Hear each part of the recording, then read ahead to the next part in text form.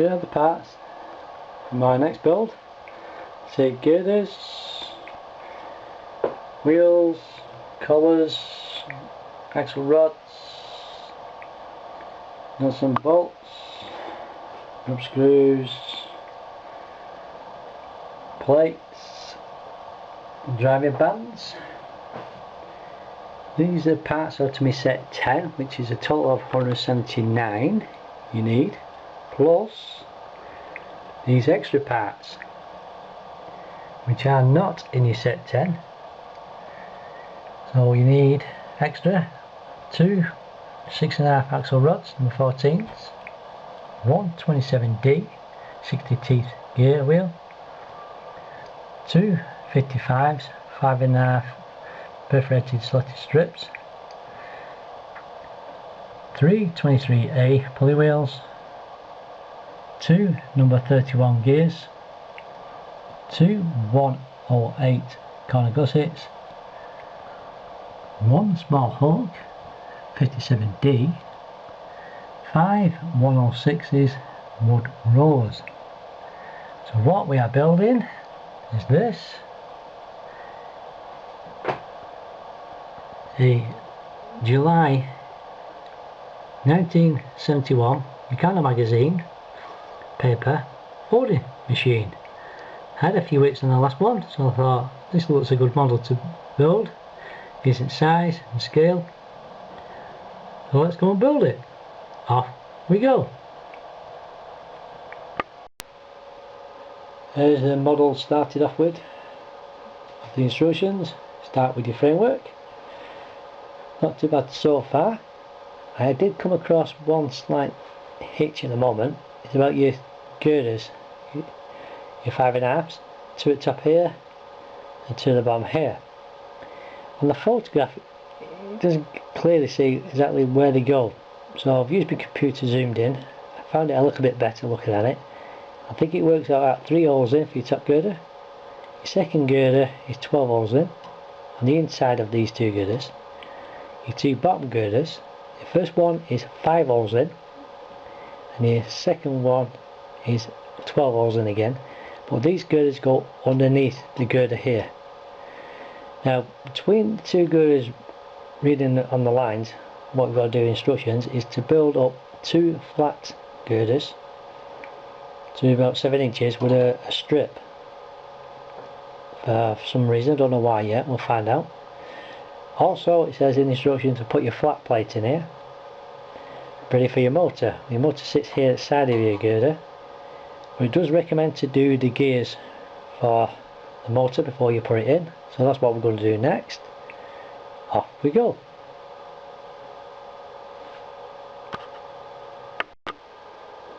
Okay, more parts added onto the framework. Put the motor in now. I've strengthened the plate up since the other day, much improvement. Well, this is the side of the framework, the paper folding machine. It says here to put on a number 53 flange plate with 2 angle brackets where the paper comes out of it at the side into the little tray. So what I've done here to improve the little touch for transporting the model, I've put it on hinges. So we'll be able to fold it in and fold it out when I display the model. It's a good idea, I think. Also on the inside here it says to use flat girders and 2 strips inside the 2 of the girders here, 1 each side. But what I've come across here, it says to build them up by using 2 flat girders and 2 strips, put them side by side, and you put these slots on the outside. Now as you can see here, it's got little lips, so I thought, well, why not get rid of them, which I've done, and get a 103K 7.5 flat girder and an extra 1B 7.5 again perforated strip.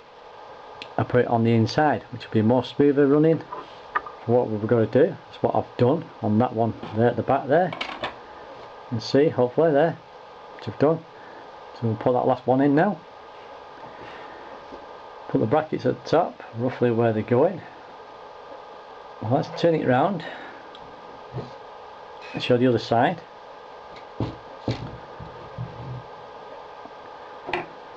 Now this side here is where the cam's going to go.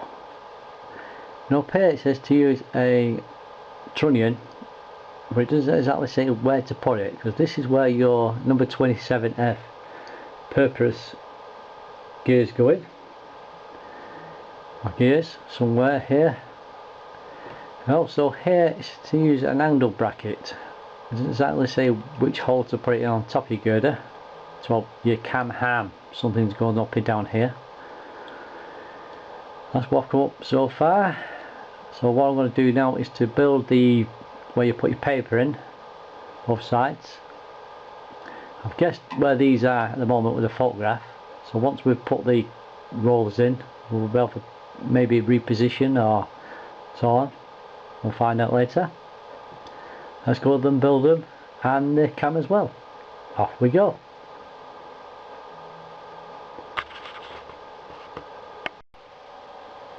Here's the cam added on now to the model. We'll start with the axle rod. Where do you put it? Well, on the strip here, from the bolt on it's connected to your girder, it's 7 holes down. Your next axle rod, again from the bolt on the strip, is 6 holes down. That's one with a double arm crank on it. 1 hole out from your strip here, which is your small hook connected onto your spring, your normal end bearing.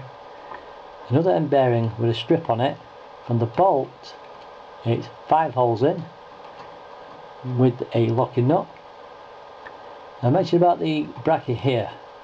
Well, from the end of this girder coming this way it's 7 holes in. It's looking the right position now for your rollers. Here's your fish plates with a strip on it, which goes up and down and pushes the paper in between your two rolls. So it's looking good. I'll get a quick demonstration how it goes. It goes anti-clockwise only. What's happening to it? That's what it's going to do. So far, so good. So let's carry on with the rest of the stages next month in part 2. Bye for now.